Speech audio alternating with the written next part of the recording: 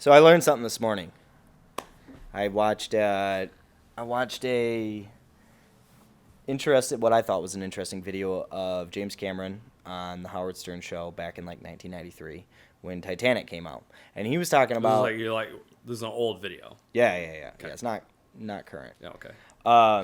No, it was interesting because he was talking about how he got a start in Hollywood, and I thought, boy, you don't hear enough of those types of stories in our circle in today's day and age. Sure. You always hear about the ones who made it, or the super gifted, or the Right. super talented, or people who are raised in it, raised in the Sure. industry and things like that. And, there's always that question of, like, how do you break in? Right. And his story to me was just so fascinating. Essentially he was a truck driver in L.A. Okay. And he was, I think he said he was like 24 or 25 around this time.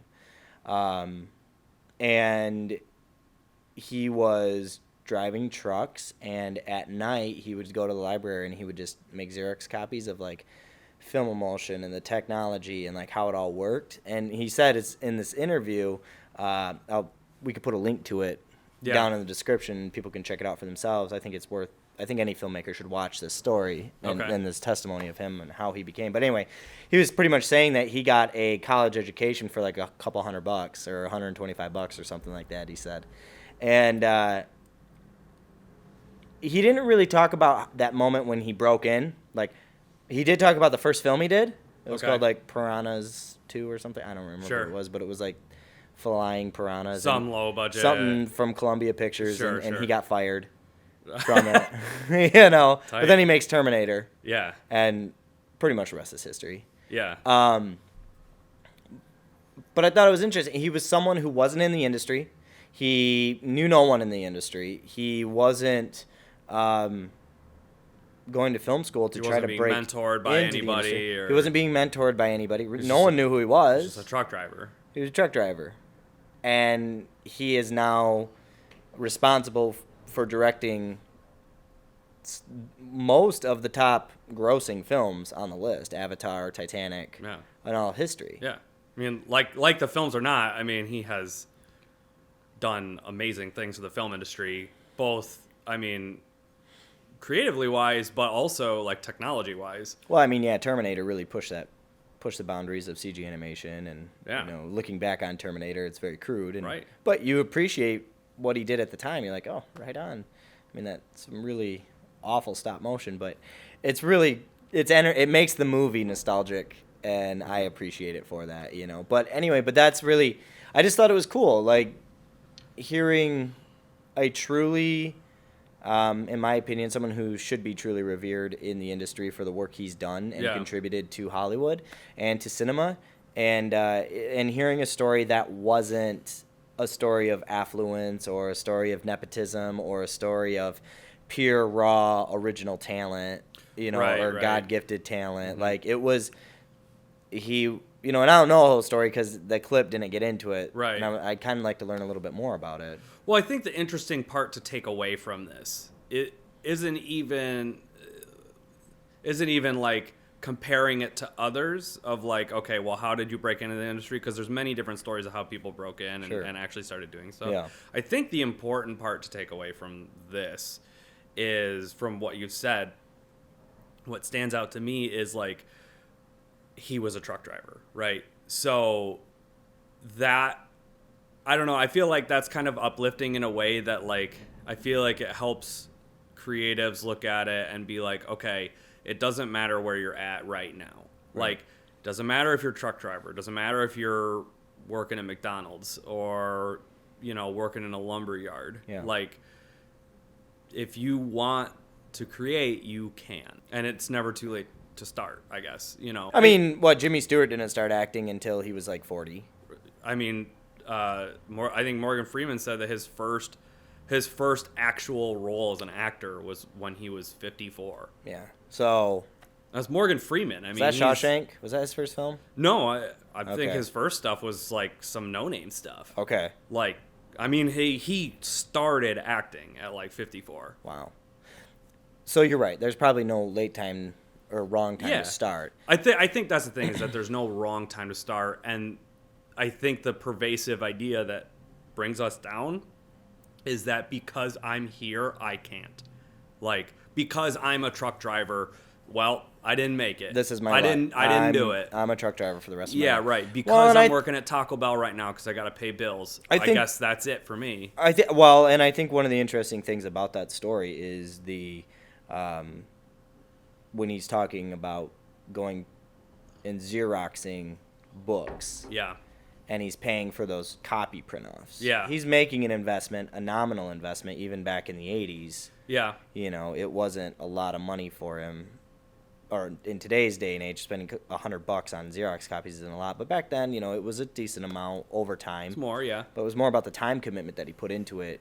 And he said, you know, he was a gearhead. He was interested in the technology. And so that's what drew him into it. And he had a fire in him, a passion to learn more about it. Right. And he wasn't out there just trying to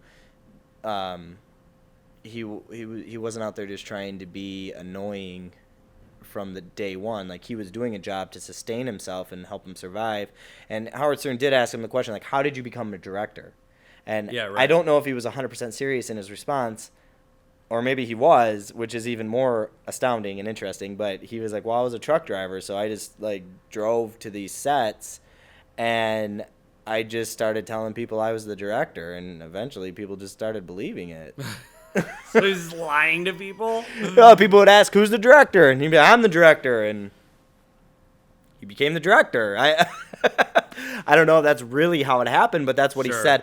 Because, you know, maybe there is something there that he is still hiding of, like, I don't want to give that away. Like, I don't want to give that secret away of how I did this.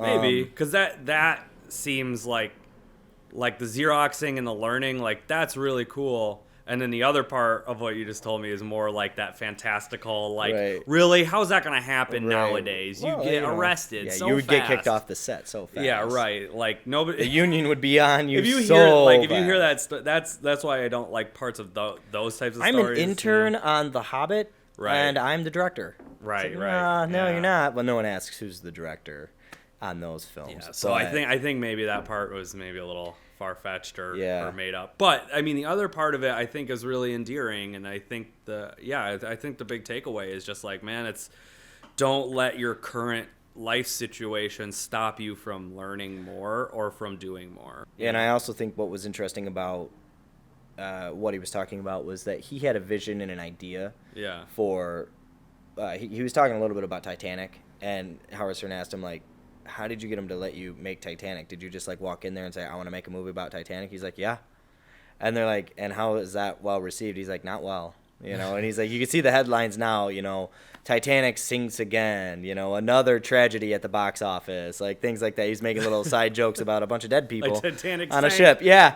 And he's like, and it was interesting because he, I mean, I don't need to give the whole clip away, but I guess I already have. So, but he was saying that, they pitched him $120 million to produce the film. Yeah. And he really genuinely thought that's what it would cost, but it cost somewhere around $200 million. Okay. So he gave back all his rights to that film.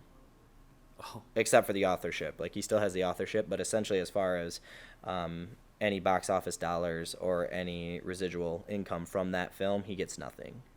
So I didn't know that. Wow. He made no money. And Howard Stern said... It made him, but it made no money. It didn't make him. He was already made before that. I mean, Terminator and stuff made him. Oh, like, right. You know, right. I mean...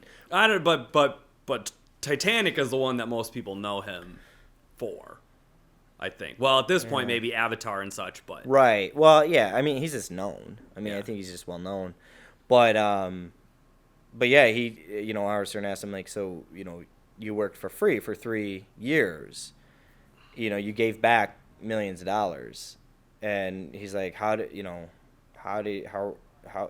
that make you feel? He's like, you know, and he said, well, I wasn't broke, you know. He's like, I made Terminator, like, I have money coming in. Yeah. He's like, but what was more important was I told him a number that I thought was true, and it wasn't, and I was going to do everything in my power to make that situation correct, because I didn't want them to think I was lying to them. I think that's noble. Yeah, I mean, with the Weinstein controversy and all of that stuff, you know, you hear really, you get a feeling of the unethical nature of Hollywood. Yeah, you don't hear a lot of stories of, like, oh, well, he gave everything back because he wanted to make a situation right. right. and not because of like because they wanted to like play a long game and get extra money or. But I think that's a lesson for any young kid coming into the film industry of like, even though you think you're in Hollywood and this is the most prestigious thing ever and it's your complete dream, don't sacrifice your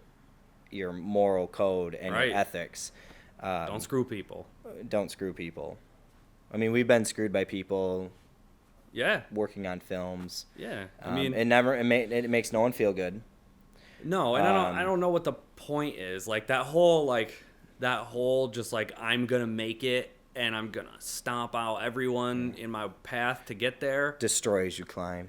Yeah, like I mean, that's kind of the story of like Ray Kroc. You know, I mean, like I see people watching that movie, The Founder, for like business advice. I'm like, don't do that. This dude was a snake. This guy stole. Yeah, he destroyed these. He stole a family name. Yeah, he destroyed so much so that the family couldn't use their own name in their store. Yeah, like, and I've seen people watch it also for more innovation from the McDonald's brothers. I'm like, okay, maybe that's the part you should focus on, like innovate. And but I mean, not to get too deep into that, but that is where modern capitalism has gotten us. Yeah, it's not this healthy idea of using capital to better the world. It's this unhealthy and immoral process of I'm going to use as much capital as I can to destroy everything around me. Yeah, to completely bankrupt the other industry or the rest of the industry so that I'm the only one. Sometimes it's not even making about, legal monopolies. Sometimes it's not even about industry. Sometimes it's about I'm willing to destroy this town of 6,000 people by removing one of the top employers so I can make $100 million. Yeah.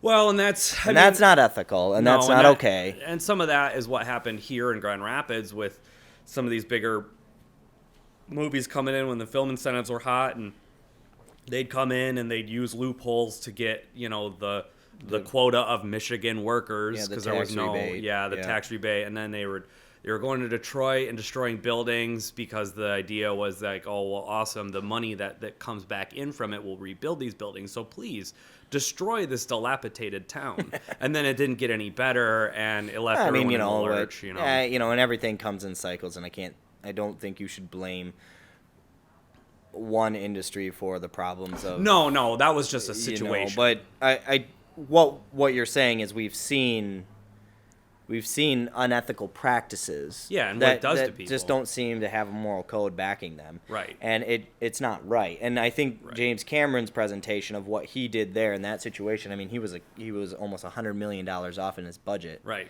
That's a lot. That's a lot of money. That's a lot. How many features is that? That could be up to 4 or 5 features that studio could have made. They're not big budget features, but 4 or 5 other features that studio could have made, but it was all wrapped up in that film. And I could see where he probably went into some board meetings like, explain yourself, and he's like, I'm sorry. And that's the right thing to do. Yeah. And that's applicable to anything you do, regardless if you're in a Hollywood film or if you're on a small short film or if you're on a client project. Yeah. If you screw up, do what's right.